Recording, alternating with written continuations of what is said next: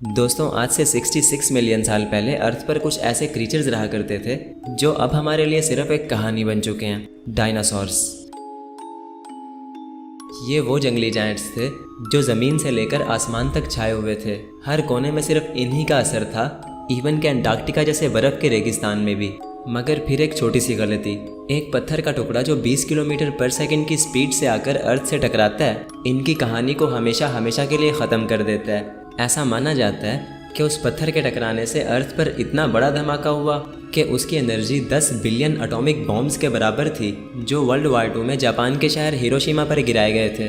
भले ही वो पत्थर साइज़ में सिर्फ 10 से 15 किलोमीटर ही था, लेकिन उसके टकराने से एक ऐसा एक्सप्लोजन हुआ जिससे दुनिया की 75% से भी ज़्यादा स्पीशीज़ एक्सटिंक्ट हो गई। 25 किलो से ज़्यादा वजन रखने वाला कोई भी जानवर जिंदा नहीं बचा और डायनासोर्स भी इन्हीं स्पीशीज़ में शामिल थे। तो जी हाँ दोस्तों, आज की ये वीडियो डायनासोर्स को स्टडी करके बनाई गई है। इस वीडियो में हम डायनासोर्स के पैदा होने से लेकर उनके मरने तक की कंप्लीट स्टोरी को डिस्कस करेंगे और साथ ही साथ कुछ ऐसी बातें भी जानेंगे जिनके बारे में आप पहले नहीं जानते होंगे। तो हमेशा की तरह ये वीडियो भी काफ़ी इंटरेस्टिंग होगा, इसीलिए इसको एंड तक देखते रहना। मैं हूँ अब्दुल हन्नान और आप देख रहे हैं आपका अपना चैनल इन्फो फैमिली। तो दोस्तों, अगर बात करें डायनासोर्स की, तो डायनासोर्स की असली कहानी शुरू हुई थी 1819 में, क्योंकि 1819 में हमें डायनासोर्स का पहला फॉसिल मिला था। यानी इससे पहले दुनिया को डायनासोर्स के बारे में नहीं पता था और लोग ये नहीं जानते थे कि इंसानों से पहले भी इस दुनिया में कुछ रहा करता था। दोस्तों, 1819 में एक जियोलॉजिस्ट थे जिनका नाम था विलियम बकलैंड। ये इंग्लैंड में अपनी जियोलॉजी की स्टडी कर रहे थे कि अचानक इन्हें वहाँ कुछ ऐसी हड्डियाँ मिलती हैं जिन्हें ना तो पहले कभी देखा गया था और ना ही उनके बारे में कभी सुना गया था। जी हाँ दोस्तों, क्योंकि ये हड्डियाँ थी एक डायनासोर की। शुरुआत में तो उन्हें कुछ भी समझ नहीं आई कि ये किस चीज़ की हड्डियाँ हैं, लेकिन जब उन्होंने लगातार 5 साल तक इन हड्डियों को स्टडी किया तो उन्हें समझ आया कि एक रेप्टाइल की हड्डियाँ हैं जो मिलियंस ऑफ ईयर्स पहले अर्थ पर रहा करते थे। उन्हें इन हड्डियों को स्टडी करने में पूरे 5 साल लगे और इतना टाइम उन्हें इसलिए लगा क्योंकि उस टाइम तक लोगों को डायनासोर्स के बारे में कुछ नहीं पता था और ये पहली बार था कि किसी डायनासोर की हड्डियों को ऑफिशियली स्टडी किया जा रहा था। तो उन्हें ये हड्डियाँ 1819 में मिली थी और 1824 में वो इस क्रीचर को एक नाम देते हैं, मेगालोसोरस। ये पहली बार था जब किसी डायनासोर को ऑफिशियली एक नाम दिया गया जिसके आगे सोरस लगा था। और अगर आपने कभी नोटिस किया हो तो मोस्ट ऑफ द डायनासोर्स के नेम्स के आगे सोरस लगा होता है, जैसे स्टीगोसोरस, स्पाइनोसोरस, टेरानोसोरस रेक्स वगैरह वगैरह। और ऐसा क्यों होता है, चलो मैं समझा देता हूँ। दोस्तों, डायनासोर्स एक्चुअली 2 ग्रीक वर्ड से मिलकर बना है जिनका मतलब है टेरिबल लिजर्ड यानी खौफनाक छिपकली, डिनोस यानी टेरिबल और सोरोस यानी लिजर्ड। ये नाम 1842 में एक ब्रिटिश साइंटिस्ट ने रखा था जिनका नाम था सर रिचर्ड ओवन। क्योंकि रिचर्ड ओवन ने जब बहुत से डायनासोर्स के फॉसिल्स को स्टडी किया तो उन्हें ऐसा फील हुआ कि ये कुछ बहुत ही बड़े रेप्टाइल्स थे जो काफ़ी पहले अर्थ पर रहा करते थे। अब क्योंकि ये रेप्टाइल साइज़ में बहुत बड़े थे और एक छिपकली की तरह भी दिखाई देते थे, तो उन्होंने इनको नाम दिया डायनासोर्स यानी बड़ी भयानक छिपकलियाँ। इसका मतलब अब इस टाइप के जितने भी रेप्टाइल्स होंगे उन सभी को डायनासोर्स कहा जाएगा। बस यूँ समझ लो कि रिचर्ड ओवन ने डायनासोर नाम की एक अम्ब्रेला बना दी थी जिसके नीचे इन सभी रेप्टाइल्स को रखा जा सकता था। तो खैर, टॉपिक पर वापस आते हैं। तो दोस्तों, जैसा कि मैंने बताया कि डायनासोर की सबसे पहली डिस्कवरी विलियम बकलैंड ने की थी, तो आपको क्या लगता है, क्या विलियम से पहले किसी को भी डायनासोर की कोई हड्डी नहीं मिली होगी? तो इसका जवाब है हाँ। विलियम बकलैंड से पहले भी बहुत लोगों को डायनासोर्स की हड्डियाँ मिल चुकी थी। लोगों को ये हड्डियाँ हज़ारों साल पहले ही मिलना शुरू हो चुकी थी, बट उन्हें नहीं पता था कि ये किस चीज़ की हड्डियाँ हैं। अब यहाँ देखो, ये लिखा है कि चाइनीज़ लोगों को लगभग 2000 साल पहले डायनासोर्स की कुछ हड्डियाँ मिली थी जिसे वो समझने लगे कि ये एक ड्रैगन की हड्डियाँ हैं। यानी लोगों को हड्डियाँ मिलती ज़रूर थी, बट वो उन हड्डियों को अपने रिलीजन से रिलेट करते थे और उन्हें अलग अलग क्रीचर्स के नाम देते थे। कोई इन्हें मॉन्स्टर्स की हड्डियाँ समझता था, कोई थंडरबर्ड्स की, कोई ग्रिफिन्स की, और चाइनीज़ तो इन्हें ड्रैगन की हड्डियाँ समझते थे। तो ये सारे मिथिकल क्रीचर्स हैं जिन्हें उस टाइम के लोग बहुत ज़्यादा मानते थे। खैर, वक्त बदला और बदलते वक्त के साथ साथ लोगों के बिलीव्स भी बदलते गए। लोग अब इन मिथिकल क्रीचर्स को नहीं बल्कि साइंस को मानने लगे। 1677 में रॉबर्ट प्लॉट नाम का एक आदमी था जिसे डायनासोर की एक हड्डी मिली थी। अब उस टाइम तक लोगों को डायनासोर का नहीं पता था, तो प्लॉट को ये लगा कि ये हड्डी किसी बहुत बड़े इंसान की है जो सालों पहले इस दुनिया में रहा करते थे। तो प्लॉट के अकॉर्डिंग ये एक जायंट ह्यूमन की बोन थी, बट बाद में पता चला कि ये हड्डी एक्चुअली मेगालोसोरस की फीमर बोन थी जो थाइज में होती है। यानी जैसे जैसे वक्त बदलता गया लोगों को सब समझ आता गया। डायनासोर्स के बारे में हमें 80s में पता चला था और 80s के टाइम से लेकर अब तक हमने डायनासोर्स की हज़ारों स्पीशीज़ को डिस्कवर किया है। ऑन एवरेज हमें हर साल डायनासोर्स के 20 से 30 न्यू फॉसिल्स देखने को मिलते हैं और ना जाने और भी कितने मिलते रहेंगे। तो खैर ये तो हो गई बात डायनासोर्स की डिस्कवरी की। तो चलो आगे बढ़ते हैं और बात कर लेते हैं डायनासोर्स की स्टोरी की, यानी डायनासोर्स कैसे पैदा हुए और ऐसा क्या हुआ कि ये हमेशा हमेशा के लिए ख़त्म हो गए। दोस्तों डायनासोर्स की शुरुआत इस दुनिया पर 252 मिलियन साल पहले हुई थी, जिसे कहा जाता है मेसोजोइक एरा यानी एज ऑफ डायनासोर्स। ये एरा पिछले 252 मिलियन से 66 मिलियन ईयर्स यानी लगभग 186 मिलियन ईयर्स तक चला। और इसी एरा के अंदर डायनासोर्स की कंप्लीट स्टोरी छुपी है, यानी उनके पैदा होने से लेकर उनके मरने तक जो कुछ भी हुआ वो सब इसी एरा में ही हुआ। तो मेसोजोइक एरा डायनासोर्स का एक कंप्लीट चैप्टर है जिसे 3 पीरियड्स में डिवाइड किया गया है, ट्रायसिक पीरियड, जुरासिक पीरियड और क्रिटेशियस पीरियड। तो चलो अब ज़्यादा बातें नहीं करते और इन सभी पीरियड्स के बारे में डिस्कस कर लेते हैं। तो दोस्तों अगर ट्रायसिक पीरियड की बात करें तो ये वो पीरियड था जब डायनासोर्स पैदा होने लगे। ये पीरियड 252 मिलियन साल पहले शुरू हुआ और इसी पीरियड में डायनासोर्स इवॉल्व हुए। और वो कैसे, चलो जान लेते हैं। दोस्तों बात यह है कि डायनासोर से पहले भी इस दुनिया में बहुत सी चीज़ें रहा करती थी जो ट्रायसिक पीरियड में एक्सटेंट होने लगी। इस पीरियड में दुनिया का सबसे बड़ा एक्सटेंक्शन इवेंट हुआ जिसे कहा जाता है द पर्मियन ट्रायसिक एक्सटेंक्शन। इस इवेंट में 96% मरीन एनिमल्स और 70% लैंड एनिमल्स एक्सटिंक्ट हुए थे, जो कि हिस्ट्री की अब तक की सबसे बड़ी एक्सटिंक्शन है। ऐसा माना जाता है कि उस टाइम पर एक बहुत ही बड़ी वोल्केनिक एक्टिविटी हुई थी जो कि मिलियंस ऑफ ईयर्स तक चली। इस वोल्केनिक इरप्शन ने बहुत लार्ज अमाउंट में लावा रिलीज़ किया जो सरफेस पर आकर बहुत ज़्यादा कार्बन डाइऑक्साइड रिलीज़ करने लगा। तो कार्बन डाइऑक्साइड की वजह से ग्लोबल वार्मिंग बढ़ने लगी, जिसके चलते क्लाइमेट हार्श होता गया और दुनिया का सबसे बड़ा एक्सटिंक्शन इवेंट देखने को मिला। अब जहाँ सारी स्पीशीज़ मर रही थी वहीं डायनासोर्स पैदा हो रहे थे, क्योंकि डायनासोर्स ऐसे एनिमल्स थे जो गर्म इन्वायरमेंट में ज़िंदा रह सकते थे। डायनासोर्स आर्कोसोरस नाम के एक रेप्टाइल से इवॉल्व हुए थे जो कि एक मगरमच्छ की तरह दिखता था। तो आर्कोसोर 4 टांगों पर चलते थे, बट डायनासोर्स 2 पैरों पर चलने लगे। जहां आर्कोसोर की टांगें उनकी बॉडी के ऊपर थी, वहीं डायनासोर की टांगें उनकी बॉडी के नीचे थी, जिसकी वजह से डायनासोर्स तेज भाग पाते थे।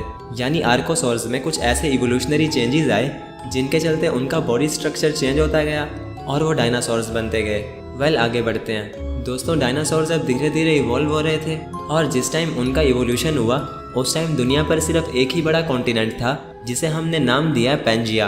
तो पैंजिया में सारी लैंड एक ही जगह पर थी और इस लैंड के इर्द गिर्द सारा ओशियन था। यानी पैंजिया एक सुपर कॉन्टिनेंट था जिसमें सारे कॉन्टिनेंट्स एक ही जगह पर थे। पैंजिया में हर तरफ सूखी ज़मीन थी, ड्राई एनवायरनमेंट था और इन सबसे बढ़कर जानलेवा गर्मी थी। तो इस गर्मी में जहाँ सारे एनिमल्स मर रहे थे वहीं डायनासोर इस इन्वायरमेंट में ढल रहे थे। अब इस डायनासोर को देखो, इसका नाम नयासासोरस है और काफ़ी साइंटिस्ट इसको दुनिया का सबसे पहला डायनासोर मानते हैं। इस डायनासोर का फॉसिल लगभग 243 मिलियन साल पुराना है, जो कि ट्रायसिक पीरियड के अर्ली फेज का टाइम था। यानी हो सकता है कि जब आर्कोसोरस का इवोल्यूशन हुआ था तो सबसे पहले नयासासोरस बना था। मज़े की बात यह है कि आर्कोसोरस से सिर्फ डायनासोर्स ही नहीं बल्कि क्रोकोडाइल्स भी इवॉल्व हुए थे।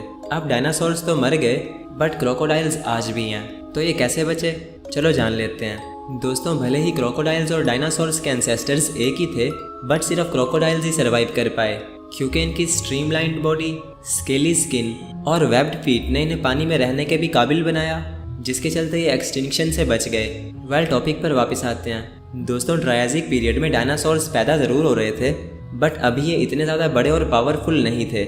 ये धीरे धीरे इस इन्वायरमेंट में ढलते गए और अपने साइज़ को भी वक्त के साथ साथ इंक्रीज़ करते गए। ट्रायसिक पीरियड 252 मिलियन से लेकर 201 मिलियन ईयर्स यानी पूरे 51 मिलियन ईयर्स तक रहा और इसके बाद शुरू हुआ जुरासिक पीरियड।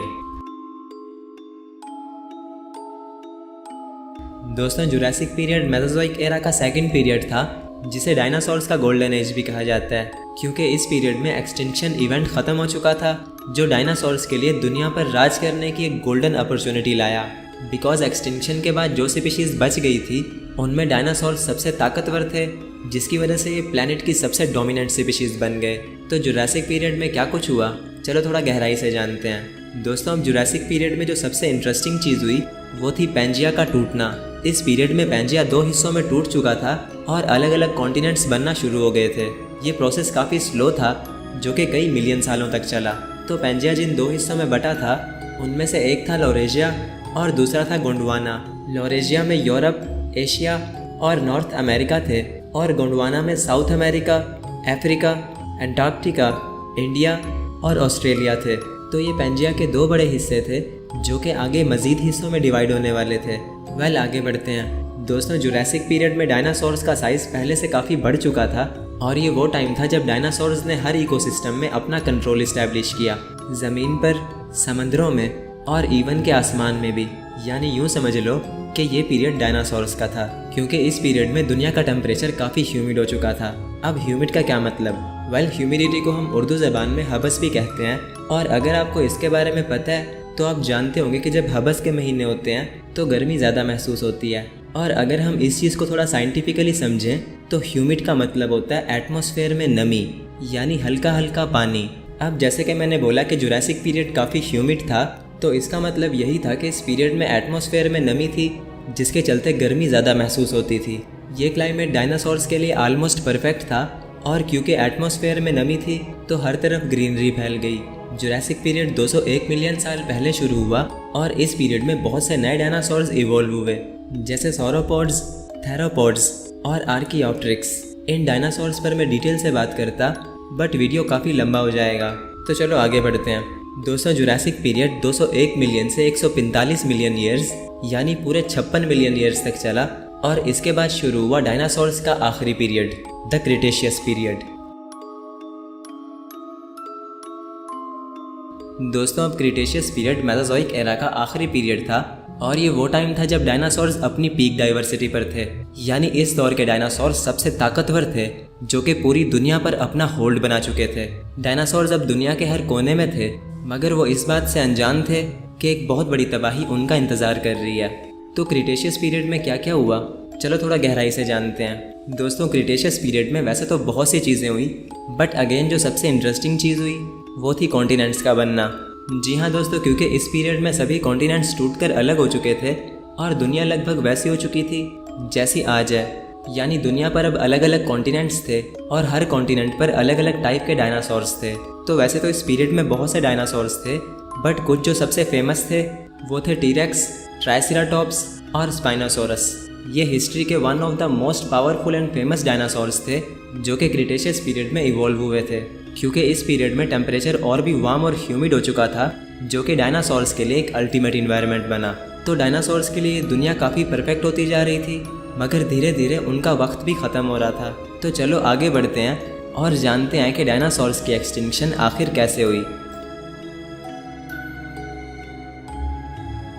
दोस्तों, क्रिटेशियस पीरियड 145 मिलियन से 66 मिलियन ईयर्स यानी पूरे 79 मिलियन ईयर्स तक चला और इसके बाद शुरू हुई द क्रिटेशियस पैलियोजीन एक्सटिंक्शन। ये वही एक्सटिंक्शन थी जिसमें एक एस्ट्रॉइड अर्थ से टकराया था और डायनासोर समेत दुनिया की 75% स्पीशीज़ को ख़त्म कर गया था। इस एस्ट्रॉइड ने अर्थ के एनवायरनमेंट को इस हद तक तबाह कर दिया था कि डायनासोर्स और कई दूसरी स्पीशीज़ सर्वाइव नहीं कर पाई। तो चलो डिटेल से जानते हैं कि ये एस्ट्रॉइड कैसे आया, कहाँ टकराया और इसके टकराने से कितनी तबाही हुई। दोस्तों, सदियों तक साइंटिस्ट इस बात को लेकर काफ़ी कंफ्यूज थे कि डायनो किलर एस्ट्रॉइड आखिर आया कहाँ से था, बट फिर 2021 में की गई एक स्टडी से ये पता चला कि ये एस्ट्रॉइड एक्चुअली एस्ट्रॉइड बेल्ट से आया था जो मार्स और जुपिटर के बीच में है। इस एस्ट्रॉइड का नाम चिग्ज़ेलब था और इसे जुपिटर और सैटर्न की ग्रेविटी ने अर्थ की तरफ पुश कर दिया था। ये एस्ट्रॉइड साइज़ में सिर्फ 10 से 15 किलोमीटर था और जब ये अर्थ से टकराया तो इसने दुनिया को हिलाकर रख दिया।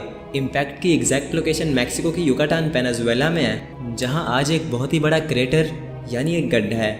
ये अर्थ की सरफेस पर एक मैसिव स्कार है जो दिखाता है कि तबाही किस स्केल पर हुई थी। इस एस्ट्रॉइड के टकराने की ताकत अनइमेजिनेबल थी और जब ये अर्थ से टकराया तो इसने 100 मिलियन मेगाटन TNT के बराबर एनर्जी रिलीज की, जो कि हिरोशिमा पर गिराए गए 10 बिलियन एटॉमिक बॉम्ब्स के बराबर थी। ये एनर्जी इतनी ज़्यादा थी कि इसने सिर्फ इम्पैक्ट जोन को ही नहीं बल्कि पूरी अर्थ के इकोसिस्टम को तबाह करके रख दिया। तो जब एस्ट्रॉइड अर्थ से टकराया तो सबसे पहले एक मैसिव फायरबॉल बनी जिससे इम्पैक्ट जोन की ज़मीन पिघलकर मोल्टन रॉक में बदल गई। सेकंड, समुद्रों में बहुत बड़ी सुनामीज आई जो कई हज़ार किलोमीटर्स तक फैल गई। ये वेव्स इतनी पावरफुल थीं कि इन्होंने आसपास के एरियाज को बिल्कुल साफ कर दिया था। थर्ड, अर्थ पर एक बहुत बड़ी शॉक वेव जनरेट हुई जिससे बहुत बड़े बड़े अर्थक्वेक्स आए। ये अर्थक्वेक्स इतनी शिद्दत के थे कि इन्होंने कॉन्टिनेंट्स को हिलाकर रख दिया। और फोर्थ, जब एस्ट्रॉइड अर्थ से टकराया था तो बहुत सारी मोल्टन रॉक एटमॉस्फेयर में फैल गई थी। तो जब ये रॉक स्पेस में उछली तो ये जलती हुई अर्थ की तरफ वापस आई, जिससे कि जो डायनासोर हवा में उड़ रहे थे वो मारे गए और इनके गिरने से जंगलों में आग भी लग गई, जिससे क्रिएट हुई वर्ल्ड वाइड फॉरेस्ट फायर्स। तो वेल, ये तो हो गई बात एस्ट्रॉइड के टकराने की। तो चलो अब आगे बढ़ते हैं और जानते हैं कि इसके बाद क्या हुआ।